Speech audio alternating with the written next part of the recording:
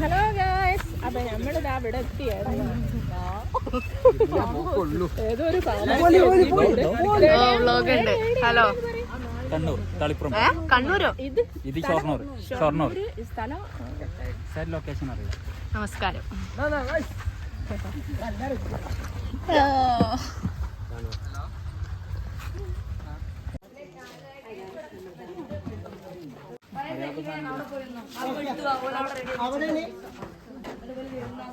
കുറച്ച് പുസ്തകങ്ങൾ വായിക്കണ്ട്, കുറെ എണ്ണം ഉണ്ട്.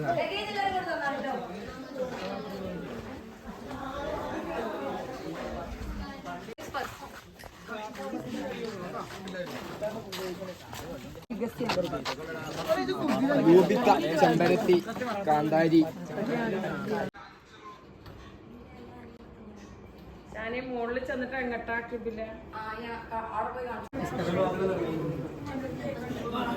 നോൺ വെജ് ഇല്ലാത്ത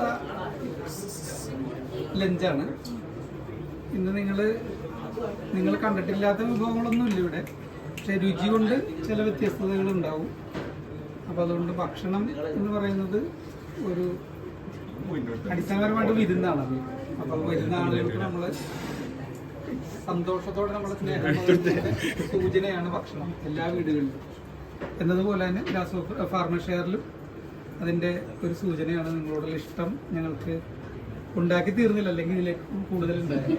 അപ്പോൾ ഇത്രയും സമയം കൊണ്ട് ഉണ്ടാക്കാവുന്നതൊക്കെ ഉണ്ടാക്കിയിട്ടുണ്ട്.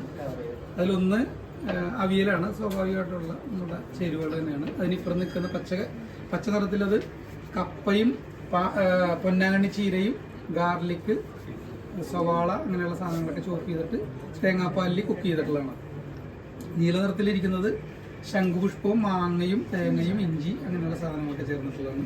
ഇപ്പോഴത്തേത് ഒരു സാലഡാണ്. ഇത് ഇളവനുണ്ടല്ലോ, കുമ്പളങ്ങ, മാതളം, പൈനാപ്പിള്, ചില്ലി, മല്ലിയില അങ്ങനെയുള്ള സാധനങ്ങളെല്ലാം സാലഡാണ്. അപ്പോൾ അറിയാലോ, കുക്ക് ചെയ്തിട്ടില്ല. മറ്റൊന്ന് സാമ്പാർ, മറ്റൊന്ന് പയറിൽ തോരൻ, മത്തങ്ങ പോലെ, മറ്റത് നെല്ലിക്ക കൊണ്ട് പച്ചടിയാണ്. തൈരും തേങ്ങയും ഒക്കെ ചേർത്തിട്ടുള്ള നെല്ലിക്ക പച്ചടിയാണ്. അപ്പോൾ ഈ വിഭവങ്ങളിൽ നിന്ന് രുചിക്കുക. അടിസ്ഥാനപരമായിട്ട് നമ്മളുടെ അടുക്കളകളെ പാരിസ്ഥിതിക സൗഹൃദത്തിൻ്റെ, ആരോഗ്യ സങ്കല്പത്തിൻ്റെ, ആരോഗ്യപരമായ ഒരു ഭക്ഷണശീലത്തിലേക്ക് നിങ്ങളെ ക്ഷണിക്കുന്നതിന് വേണ്ടിയിട്ടുള്ള ഞങ്ങളുടെ വിരുന്നാണ്. ഭക്ഷണത്തിന് മുമ്പോ അവസാനം കഴിക്കാം. എക്സ്ട്രാ തരില്ല.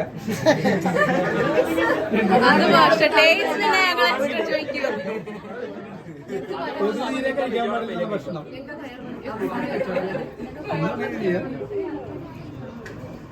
ഓക്കെ, അപ്പൊ അവരവരെ എടുത്തോളൂല്ലേ?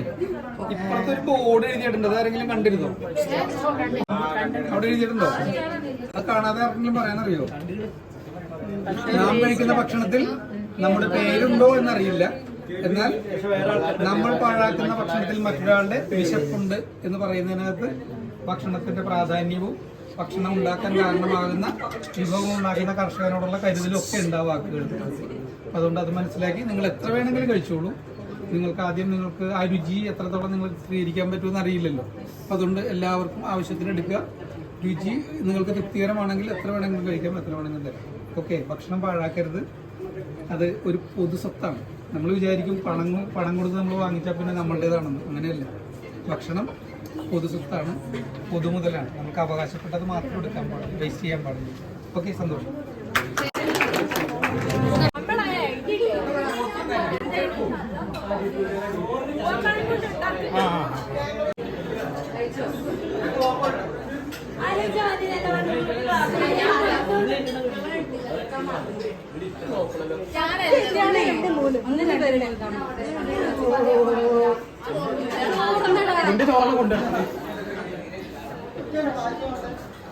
എവിടെ തിന്നാലും video. Yes. Hi guys, I am Michu. You guys.